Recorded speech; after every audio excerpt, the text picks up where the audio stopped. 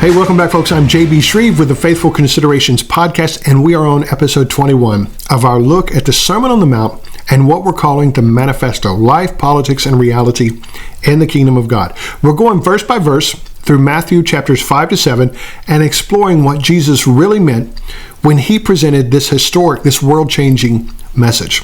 Now, in the first few episodes, we looked at the setting and some general overviews of what this manifesto is all about. Then we went verse by verse through the value statements, or what's traditionally called the Beatitudes. And then last week, we finished up this section of what I call the recalibrations. These are those verses that begin with, "You've heard it was said, but I say do this," right? That Jesus was recalibrating the way we see life, the way we see God. Today, we're going to jump into a new section and chapter of this manifesto. We're starting in chapter 6. This episode is about the great secret of the kingdom of God. This isn't separate from what came before. Jesus is still focused on the heart in this teaching. He's still separating religious life from real life and saying, get rid of the religious life. He's saying, hey, it's not changing your lifestyle. It's not just about changing the outside, the externals of your life. It's about operating from a different source. When we change the source, right, to the source to which our life is hooked up to, from the inside, the core of our being, then we change the externals, the outside. The lifestyle part changes automatically once we change the core, the internal part. So everything that came before this, in this manifesto, the whole prior chapter of Matthew 5, still fits seamlessly to where we're going in this chapter 6, with this episode today. And Jesus is saying, okay, so the value statements and the recalibrations reoriented us to a new source before God at the very core of our being, in our hearts. Now, let's talk about how that plays out practically, okay? And this is where Jesus goes. He says in Matthew chapter 6, verses 1 to 4, be careful not to practice your righteousness in front of others to be seen by them. If you do, you will have no reward from your Father in heaven. So when you give to the needy, do not announce it with trumpets, as the hypocrites do in the synagogues and on the streets, to be honored by others. Truly, I tell you, they have received their reward in full. But when you give to the needy, do not let your left hand know what your right hand is doing, so that your giving may be in secret. Then your Father, who sees what is done in secret, will reward you. So, what's Jesus really talking about here? You can kind of take two different approaches. Either he's focusing on what we should not do, or he's focusing on what we should do. See, Jesus is highlighting that these hypocrites, these guys who give to charity, who support the needy, and do all these wonderful things, but only so they can be seen and honored by men, God doesn't like that. That's not what God likes, all right? Nobody likes that. No one likes it when people do it today. No one liked it when they did it in the first century. Jesus equates this with a religious exercise. It looks good on the surface, but there's no depths to it, right? There's no real life there. And I don't think that's really the point of what Jesus is saying here, all right? I don't think his focus is really on what not to do.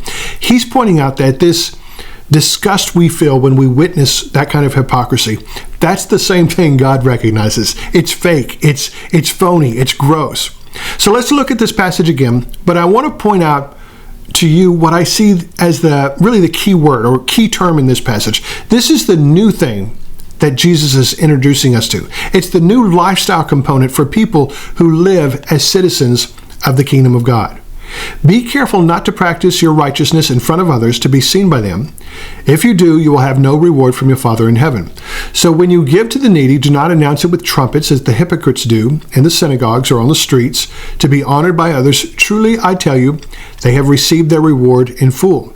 But when you give to the needy, do not let your left hand know what your right hand is doing, so that your giving may be in secret.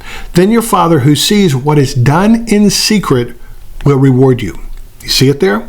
Your Father who sees what is done in secret. That's right there. That's the important part.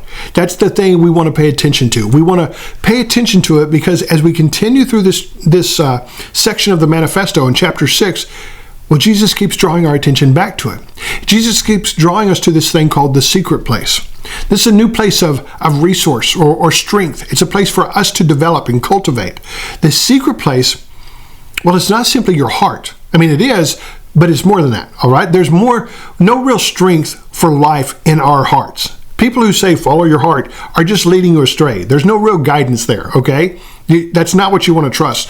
But when we meet with God there, in the terrain of our hearts, at the core of our being, in the innermost secret place of our life, Well, that's different, right? The religious people, they would go and give to the needy. They'd make a big show of it. They did it back then. They do it today, but they were missing the real benefits of giving, right? You see, they're getting their commendations, their accolades, their attaboys, right? But it's all based on what's going on in public. Their inner being is not being affected. Their source for life is public validation. It's the stroking of their egos. It's really their own pride. It's a bad way to live. That's what Jesus is saying right here. Do it in secret and find God there, because he's watching. What's being done in the secret place of your life, he's going to reward you openly. This is the way of life, the lifestyle of the citizens of the kingdom of God. We build from the inside out. We build in the secret place, and God rewards us in the outer, more public places of our life. There's a great image I want to share with you when I think of this verse, okay? When you see a great iceberg like this, it's pretty formidable, pretty impressive, but not even the half of it is really known. The fact is, however impressive that iceberg might look, somewhere around 90% of the iceberg is actually hidden beneath the surface of the waters. From the rich depths of what's hidden and built in secret, God can draw out great and mighty things for our lives. That's who we as citizens of the kingdom of God are. That's the power of the great secret place of the kingdom of God.